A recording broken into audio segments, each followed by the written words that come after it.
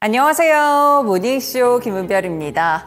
네, 지난주 금요일 뉴욕 증시는 상승세를 기록했습니다. 4월의 첫 주를 보냈는데요. 지난주 금요일 1% 정도의 강한 반등이 나왔는데 다만 상승이 좀 이상할 정도로 경제 지표들은 일제히 금리 인하 시점을 뒤로 미루는 것을 택했습니다.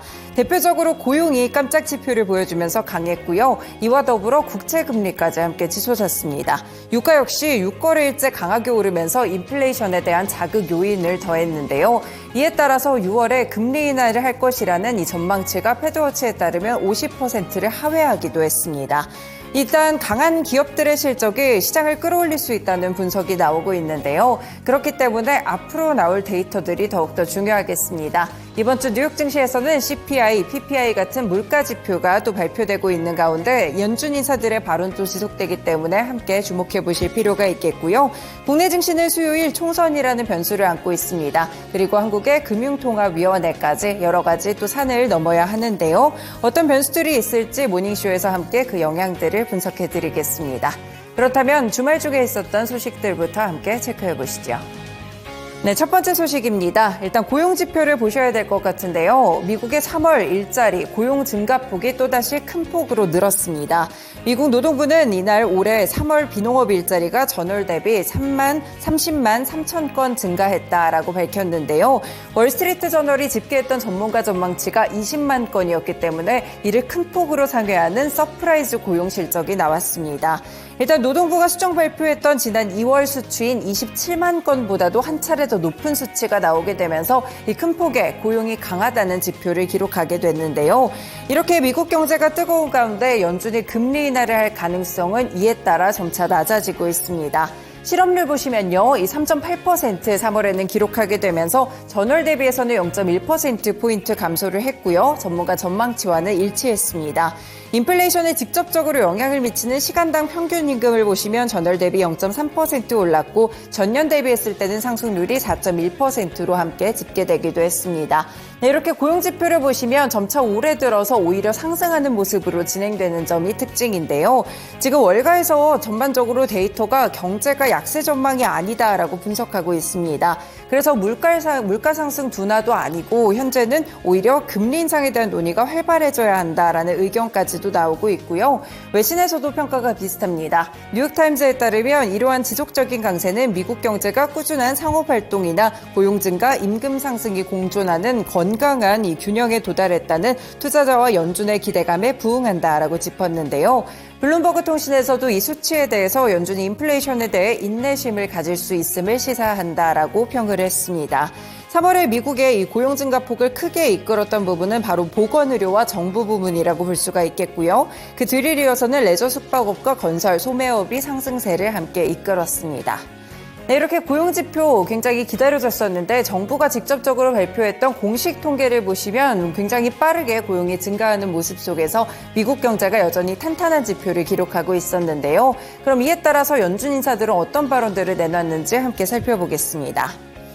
네, 이렇게 고용시장이 뜨겁다는 지표가 나왔는데 금리 인하 보류가 아닌 오히려 금리 인상 쪽을 생각해도 된다라는 미국 연준 인사들의 발언이 나왔습니다.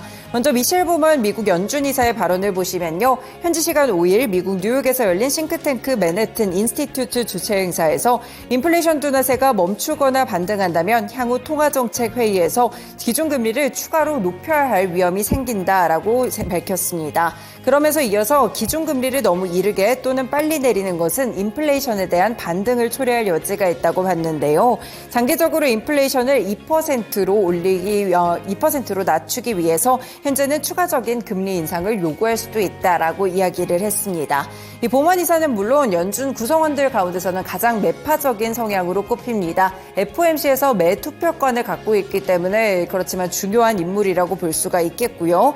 중도 성향으로 평가받고 있는 댈러스 연은의 로리 로건 총재 발언을 보시면 현재 위험을 고려할 때 금리 인하를 생각하는 것은 너무 이르다라고 평가하면서 경제가 어떤 경로에 있는지 불확실성을 해소하는 것을 볼 필요가 있다라고 이야기를 남겼습니다. 전반적으로 여는 총재들이나 연준 이사들의 발언이 비슷한 결을 보여주고 있는데요. 이 데이터가 확실하게 둔화되는 지표가 필요하다라고 이야기를 했기 때문에 이번 주에 발표될 CPI나 PPI 지표도 상당히 중요하겠고요. 이와 더불어 이렇게 나왔던 3월 고용처럼 미국의 경제 온도를 보여줄 수 있는 지표까지도 꾸준하게 이어가 보셔야 될 것 같습니다.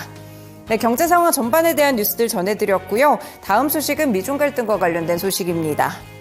지난 4일에 엿새 동안 제니 옐런 미국 재무부 장관이 중국을 방문하는 일정을 잡았는데요. 5일부터 6일 중국 남부 광저우에서 허리펑 중국 부총리와 만나서 미국이 중국에 대해서 가지고 있는 최대 불만인 과잉 생산과 불공정 관행 등의 문제를 논의하기 위해서 미중 추가 회담 개최에 합의를 했습니다. 이틀간의 논의가 있었는데요. 옐런 장관은 생산적이고 솔직한 회담이었다라고 평가를 했었고 중국의 CCTV에서는 깊고 솔직하며 실용적이고 건설적인 의견 교환이 이루어졌다라고 평가를 했습니다.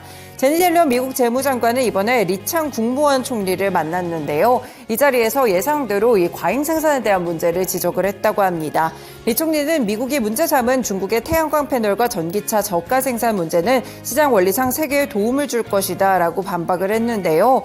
이렇게 옐런 장관은 우리에게 할 일이 많지만 지난 1년 동안 우리는 양자 관계를 보다 안정적인 기반 위에 올려놨다고 믿는다라고 이야기를 했고요. 우리의 차이를 무시하거나 어려운 대화를 피했다는 것을 의미하는 것이 아니라 직접적으로 공개적으로 소통을 해야만 전진할 수 있다는 것을 이해했다는 의미다라고 풀이를 했습니다. 리 총리 역시나 시장의 관점과 전 지구적인 시야로 경제 규칙에서 출발해 객관적, 변증법적으로 생산 능력 문제를 바라봐야 한다라면서 중국의 신에너지 산업 발전에 대해서 중요한 공헌을 할 것이다라고 반박하기도 했습니다. 네, 이렇게 일단 분위기는 좋았다라고 평가는 되고 있지만 사실상 말을 보시면 서로 칼과 방패가 좀 오가는 모습들이 있었는데요. 일단은 이렇게 중국에 대해서 견제하는 태도를 보였던 제니 옐런 미국 재무부 장관의 태도까지 함께 체크해 보시면서 미중 갈등과 관련된 요소들이 시장에서 다시 한번 불거지지는 않을지 이 부분을 중점적으로 체크해 보시면 되겠습니다. 네, 이렇게 주말 중에 있었던 소식들 3가지 함께 브리핑해 드렸고요. 다음으로는 시장 마감 상황 들어보겠습니다.